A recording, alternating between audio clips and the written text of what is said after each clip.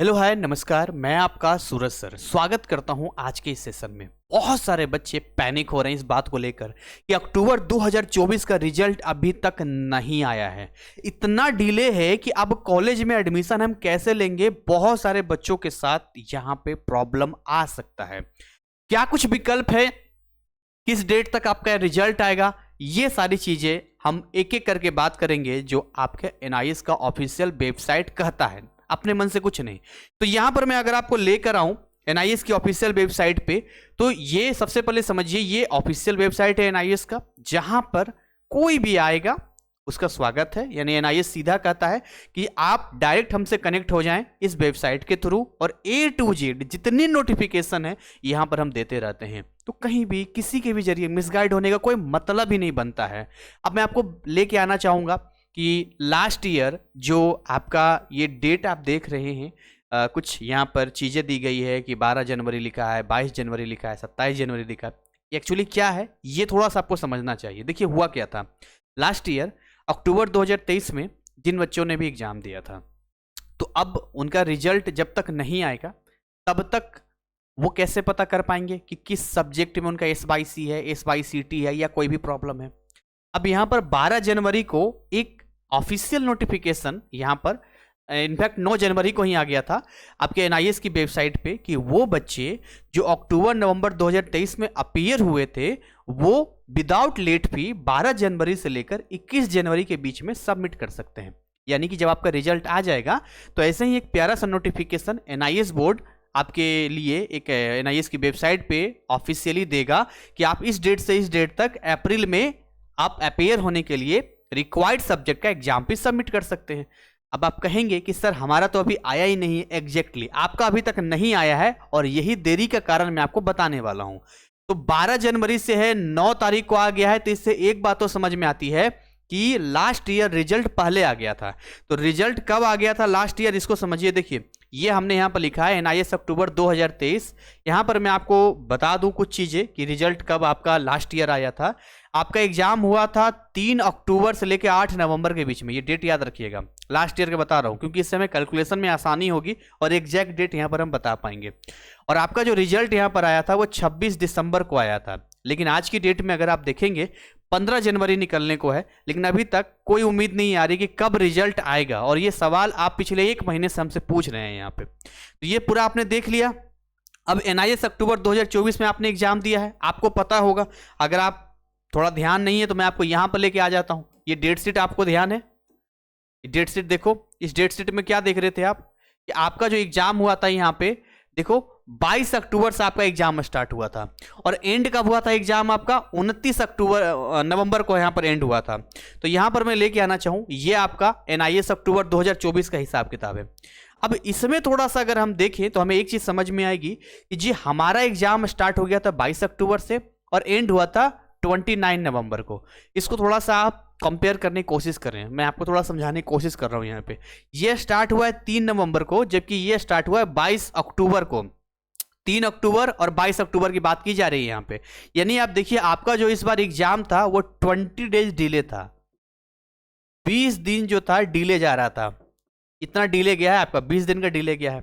अब हम ये देखें कि हमारा जो 8 नवंबर है और जो 26 दिसंबर है इनके बीच में कितना का गैप आ रहा है। तो हम देखेंगे कि लगभग मान के चलिए कि यहाँ पे नवंबर के महीने में 7 वीक्स यहाँ पे हो गया, सॉरी 3 वीक्स यहाँ पर हो गया है ना। और दिसंबर में लगभग हम 4 मान के चले, यहाँ पे पूरा दिसंबर ही मान लो, 4 मान लें तो लगभग 6 से 7 वीक्स में आपका रिजल्ट यहाँ पर आ गया था। और ये 7 हफ्तों में रिजल्ट का जो ऑफिशियली बात कही जाती है ये यहाँ पे कही जाती है। देखिए यहाँ पर आपने ध्यान से देखा होगा तो यहाँ पर बोला जाता है कि आपका जो रिजल्ट होगा वो 7 हफ्तों में आएगा। और ये कहाँ पर लिखा हुआ ये देख लीजिए, मैं आपको दिखाता हूँ एक पॉइंट यहाँ पर, पॉइंट नंबर ये देखिए पॉइंट नंबर 2 में देखेंगे the result of examination is likely to be declared in 7 weeks after the last date of the examination. यानी आपके एग्जामिनेशन का जो सबसे लास्ट डेट होगा वहां से 7 वीक्स बाद आपका रिजल्ट आएगा। इसमें भी एनआईएस कहता है कोई इंक्वायरी आप इस मामले में नहीं करेंगे कि एक्चुअल डेट क्या होगा, ये डिसाइड करेगा एनआईएस बोर्ड, और उसको जब भी अवेलेबल होगा इमीडिएटली एनआईएस के वेबसाइट पे जो है आपको दे दिया जाएगा। इतनी बात तो समझ में आ गई है कि लास्ट ईयर का बैकअप देख रहे हैं तब भी लगभग 7 हफ्ते का यहाँ पर काम किया इन्होंने। अगर मैं इस बार का लेकर आऊँ यहाँ पे कि लास्ट हमारा था 29 नवंबर, ठीक हो, यहाँ भी देख रहे हो यहाँ पर 20 दिन का जो डिफरेंस जा रहा है लगभग यहीं रहा है यहाँ पे। तो आप इसी से अंदाजा लगा लो पूरा दिसंबर आपका गुजर चुका है, यानी कि 4 हफ्ते ऑलरेडी आपके गुजर चुके हैं यहाँ पे, ठीक है। और ये मान के चलो कि आपका जनवरी का भी 2 हफ्ता गुजर चुका है यहाँ पे, 2 वीक्स और यहाँ पर ऐड कर लो आप यहाँ पे, तो देखो लगभग 6 वीक्स आपका यहाँ पर निकल चुका है और 6 से 7 हफ्तों के बीच में रिजल्ट आ जाता है। तो एक्सपेक्टेड डेट ये मान के चलूँ कि अगर 15 तारीख में 7 डेज में ऐड करता हूँ तो वो 22 जनवरी आता है। तो क्या सर, जैसा उन्होंने कहा है कि 7 हफ्तों बाद होगा, तो क्या ये 22 जनवरी के बाद आएगा? ऐसा नहीं है, अब रिजल्ट कभी भी आ सकता है, यानी कि इसी हफ्ते रिजल्ट आना है। कब से? 15 तारीख से लेके 22 तारीख के बीच में। अब ये 17 तारीख को दे दें, ज़्यादा चांस मुझे लग रहा है 17-18 के आसपास में लग रहा है यहाँ पर, 17-18 तारीख के आसपास में रिजल्ट दे देंगे। लेकिन फिर भी क्योंकि एनआईएस का ऑफिशियल है यहाँ पर, इस बार एग्जाम भी लेट हुआ था और यही रीजन है कि इस बार यहाँ पर आपका जाएगा। तो ये तो बात आपका रह गया कि हद से हद 20 तारीख तक आपका रिजल्ट आ जाएगा, 20 जनवरी तक रिजल्ट आपका आ जाएगा। लास्ट ईयर कब आया था? 26 दिसंबर को आया था। अब जिन बच्चों का लास्ट ईयर 26 दिसंबर को आया था, तो आप ये मान के चलिए कि लगभग 1 महीना पहले आ गया था, और इस बार 1 महीना डिले है। और ये डिले क्यों हो रहा है? क्योंकि एग्जाम ही हमारा 20 दिन डिले हुआ था, इस ये रीजन है यहाँ पर। ऐसा नहीं कि कोई जानबूझ के काम हो रहा है यहाँ पे। अब प्रॉब्लम क्या है कि लास्ट ईयर जो बच्चे थे उन्हें तो बहुत सारे बच्चों को सेमेस्टर में या आगे कई बार कॉलेज में बात करके रखते हैं और वहां पर कहते हैं ठीक है जी आप यहाँ पर जैसे रिजल्ट आ जाए आप यहाँ देना, तो आपका यहाँ पर हम आगे कंफर्म कर देंगे। लेकिन जिन बच्चों ने कॉलेज में अपनी बात कर रखी है या कुछ आगे वो एडमिशन लेना चाहते हैं, अब रिजल्ट ही उनका 20 जनवरी को आएगा, तो क्या कॉलेज वाले एक्सेप्ट करेंगे? क्या कॉलेज में आगे कोई एडमिशन का प्रोसेस हो पाएगा? कितनी इसमें सियोरिटी है? तो देखिए ये कॉलेज के ऊपर डिपेंड करता है। बहुत सारे कॉलेज लेने को ले भी सकते हैं, लेकिन क्योंकि बिल्कुल एंडिंग पर है, चांसेस यहां पर कम है लेने का। और एक बात मैं और आपको बता दूं, ध्यान से मुझे बताइए सोच के यहाँ पे, कि आपका रिजल्ट अगर मान लो 20 जनवरी को आता है तो सेशन तो सारा खत्म हो जाता है। अब आपको नए सेशन का इंतजार करना है। अगर नॉर्मल ग्रेजुएशन आपको करना है तो आप इग्नू से कर सकते हो, द बेस्ट रहेगा यहाँ पर, है ना। आप डीयू सोल से कर सकते हो, मतलब इग्नू इज द बेस्ट। यहाँ पर हम बात करेंगे जो आपका एक डिस्टेंस लर्निंग प्रोग्राम है, 2 सेमेस्टर होता है, इस सेमेस्टर में आप अपना कर सकते हो, आपका हो जाएगा। बट किसी कॉलेज की बात आ रही है तो यहां पर आपको प्रॉब्लम हो सकता है। तो सबसे पहली प्रायोरिटी तो हमारी ये रहेगी कि हमारा रिजल्ट आ जाए। रिजल्ट आने के बाद फिर आप यहां पर चेक करेंगे। चेक कैसे करेंगे? बहुत ही सिंपल है ना, इसकी वेबसाइट पे आ जाएगा, वहां पे आप चेक कर लेना इनरोलमेंट नंबर देकर। अब वहां पर हमें देखना होगा कि ऑप्शन 1 क्या आपका रिक्वायर्ड परसेंटेज आया है जो आप चाहते थे। अगर आया है तो वेल एंड गुड, बहुत ही बढ़िया है। नहीं आया है यहाँ पे तो आप यहाँ पर फिर से एग्जाम फीस सबमिट करेंगे जो एनआईएस बोर्ड आपको ऑफिशियली देगा। यहाँ पर एग्जाम फीस सबमिट करेंगे जितने सब्जेक्ट का भी आप देना चाहते हैं। उसमें भी बहुत सारे बच्चों का सवाल है कि सर मान लो यहाँ पर ये प्रैक्टिकल है ना, और सर ये वाला जो है प्रैक्टिकल के बाद ये थ्योरी है। सर मुझे एक बात बता दो, क्या मुझे प्रैक्टिकल अगेन फिर से देना होगा अगर मैं प्रैक्टिकल में पास हूं? तो ऐसा कोई कंडीशन नहीं है। अगर आप प्रैक्टिकल में पास हैं तो आप केवल थ्योरी दे दीजिए। अगर जिसमें आप देना चाहते हैं थ्योरी में बहुत अच्छा है, प्रैक्टिकल दोबारा देना चाहते हैं, कोई बात नहीं, प्रैक्टिकल दोबारा हम दे देंगे। बट इसके लिए क्या है, जो फीस सबमिट होगा वो दोनों का ऐड करके ही होता है, प्रैक्टिकल थ्योरी दोनों को होता है। आप पार्टिकुलर ये नहीं कर सकते हैं जी कि हम केवल थ्योरी का एग्जाम फीस सबमिट करेंगे या फिर हम प्रैक्टिकल खाली करेंगे, ऐसा नहीं होने वाला है यहाँ पे। तो एक तो ये बात आ गई। दूसरा ऑप्शन यहाँ पर, ये ऑप्शंस मैं बता रहा हूँ आपको जो आपको देखने को मिल सकता है और उनमें से आप हो सकते हैं। दूसरा ऑप्शन यहाँ पर ये आ सकता है कि सर एक बात बताइए, अगर हमारा रिजल्ट में S/C आ जाता है, जिसमें कि एक होता है S/CT होता है, है ना, एस बाई सी पी होता है यहाँ पर। तो ऐसे कंडीशन में हम क्या करेंगे, तो ऐसे कंडीशन में बहुत ही सिंपल है, यही सेम फॉलो करेंगे। अगर हमारा थ्योरी में प्रॉब्लम है तो खाली थ्योरी दे देंगे, प्रैक्टिकल में प्रॉब्लम है खाली प्रैक्टिकल दे देंगे। और एक और ऑप्शन मैं आपको बताता हूं, ऐसे केस में अगर आपको लगता है कि आप सेटिस्फाइड नहीं है तो आप ऑन डिमांड भी दे सकते हैं, ये भी आपका एक ऑप्शन है।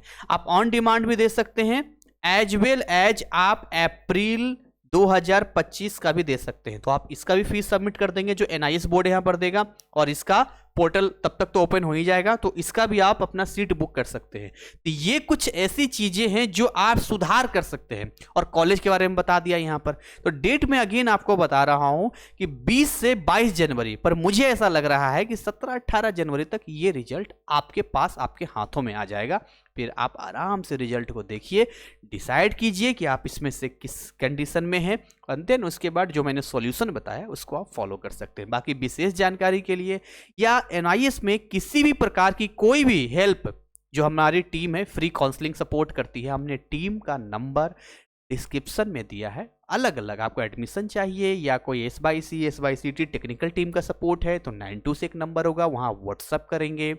अगर आपको कोई ऐसा काम है जी हमें कोर्स वगैरह करना है, कई बच्चे होते हैं कि पढ़ाई कर रहे हैं या आप बिल्कुल श्योर हैं, तो आप हमारी इस तरह से वेबसाइट पर डायरेक्ट जा सकते हैं। यहाँ एक से एक कोर्सेज मिलेंगे। आप अपने मतलब आप कह रहे हैं ना पढ़ने का कोई मतलब वो आपको प्रॉब्लम नहीं है। अगर पिछली बार कोई गलती भी किसी से हो गई है तो इस बार वो सुधार करके आगे बढ़ सकता है, वो उसका कोई इशू वाली बात नहीं है। लेकिन मुद्दा ये है कि रिजल्ट आने के बाद ही ये डिसाइड होगा कि करना क्या है। और ऊपर वाले से प्रार्थना करते हैं कि रिजल्ट आपका अच्छा आए। कई बार ऐसा होता है कि हमें डर लगता रहता है कि यार मतलब अब रिजल्ट खराब आ जाएगा, ये होगा, बट हमारे उम्मीद से मतलब खरे उतरता है, मतलब बढ़िया रिजल्ट आ जाता है और मन खुश हो जाता है। और कई बार ऐसा भी होता है कि हम बहुत मन से लिख कर आते हैं लेकिन रिजल्ट हमारा खराब हो जाता है। तो रिजल्ट आने के बाद ही होगा। कई बार बोलेंगे कि सर हम इसको हम वो भी तो कर सकते हैं ना, रीचेकिंग में डाल सकते हैं या बाकी चीज़ों में डाल सकते हैं। मेरे हिसाब से रीचेकिंग में या बाकी चीज़ों में हमने देखा है कि अपनी गलती कोई मानता नहीं है और वापस वही नंबर उनको दे दिया जाता है। तो आप सब इस बात का ध्यान रखना कि अगर आप रीचेकिंग में डालते भी हो या कुछ भी करते हो तो एटलीस्ट अप्रैल वाले का आप जो एग्जाम फी है वो जरूर सबमिट कर देना। कितना पैसा खर्च होगा, थोड़ा बहुत ही तो होगा जो एग्जाम फी का होगा। रीचेकिंग अगर सफल नहीं रहा तो फिर आपका अप्रैल का चांस भी खत्म हो जाएगा। ऑन डिमांड में ऑलरेडी जानते हैं सिलेबस ज़्यादा होता है, थोड़ा सावधानी से काम करना। सारी चीज़ें आपके सामने है। और इसी के साथ आज की सेशन को यहीं पर हम बाइंड अप करेंगे। मिलेंगे नए अपडेट के साथ में। जैसे ही रिजल्ट आएगा आपको अपडेट किया जाएगा और इसके लिए आप हमारे टेलीग्राम चैनल को ज्वाइन कर सकते हैं, व्हाट्सअप चैनल को ज्वाइन कर सकते हैं। लिंक हमने डिस्क्रिप्शन में दिया है। Thank you so much. Wish you all the best. जय हिंद, जय भारत।